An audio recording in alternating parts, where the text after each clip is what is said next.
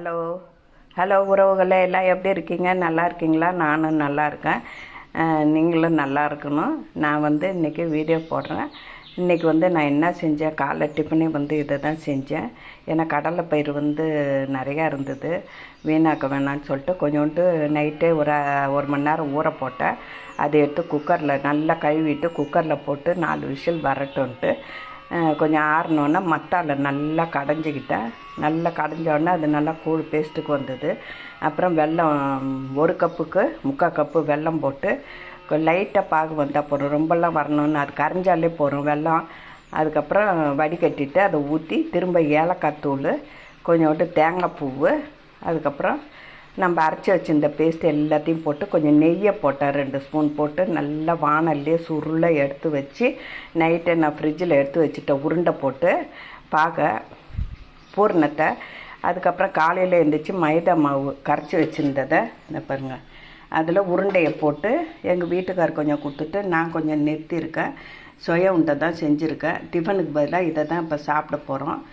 அடுத்தது பேஸ்ட்டு மாதிரி அரைச்சி வச்சுருக்கேன். தலையில் தடவுறதுக்கு கரிசலாங்கண்ணி, செம்பருத்தி தழை, செம்பருத்தி பூவு எல்லாத்தையும் நல்லா கழுவிட்டு அதுக்கப்புறம் பேஸ்ட்டு மாதிரி அரைச்சி தலையில் தடவிருக்கேன். ஏன்னா இதை கரிசலாங்கண்ணி போடும்போது நம்ம ஹேருக்கு நல்லா க்ரோத் இருக்கும், அதனால் அதை நான் போட்டிருக்கேன். செம்பருத்தி பூ நல்லது, செம்பருத்தி தழை எல்லாமே நம்மளுக்கு நல்லது, அதனால் அதை போட்டு நான் தலையில் 1/2 மணி நேரம் ஊறட்டோன்ட்டு வாஷ் பண்ணிவிடுவேன்.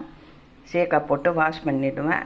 இது கரிசலாங்கண்ணி, செம்பருத்தி தழை, செம்பருத்தி பூவோடைய இது பாதி போட்டுட்டு பாதி வச்சுருக்கேன். இதை நாளான்னைக்கு ஒரு தரம் போட்டுக்குவேன்.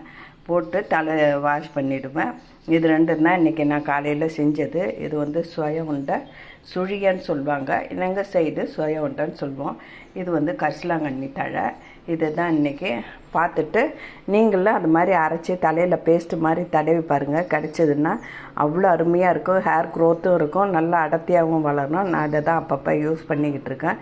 ஏன்னா உழவர் சந்தையில் போயிட்டு கட்டு வாங்கிட்டு வந்துடுவாங்க, அதை நல்லா க்ளீன் பண்ணி வச்சுருவேன். காலையில் நல்லா தண்ணியில் வாஷ் பண்ணிவிட்டு மிக்சியில் போட்டு அரைச்சி, எங்கள் வீட்லேயே செம்பருத்தி பூ பூக்குது, அதில் ஒரு 3 பூவு, செம்பருத்தி தழை எல்லாத்தையும் போட்டு அரைச்சி தான் நான் அதை செய்கிறேன். நல்லாயிருக்கும், நீங்களும் செஞ்சு பாருங்கள். அதே மாதிரி சுய உண்டையும் நான் சொன்ன மாடல்லையே செய்யுங்க. செஞ்சிங்கன்னா உங்களுக்கு நல்லாயிருக்கும்.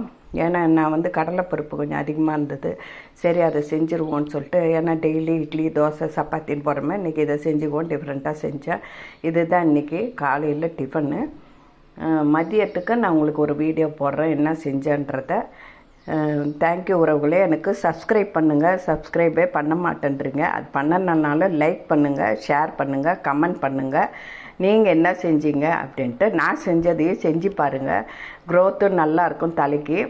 நீங்கள் செஞ்சு பாருங்கள். அது மாதிரி அரைச்சி வில்லேஜில் இருக்கவங்களுக்கு ஈஸியாக கிடைக்கும்.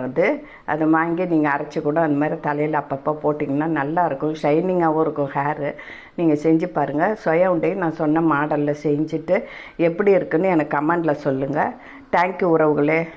லைக் பண்ணுங்கள், சப்ஸ்கிரைப் பண்ணுங்கள், பெல் ஐக்கானை கிளிக் பண்ணுங்கள், கமெண்ட் பண்ணுங்கள். தேங்க்யூ.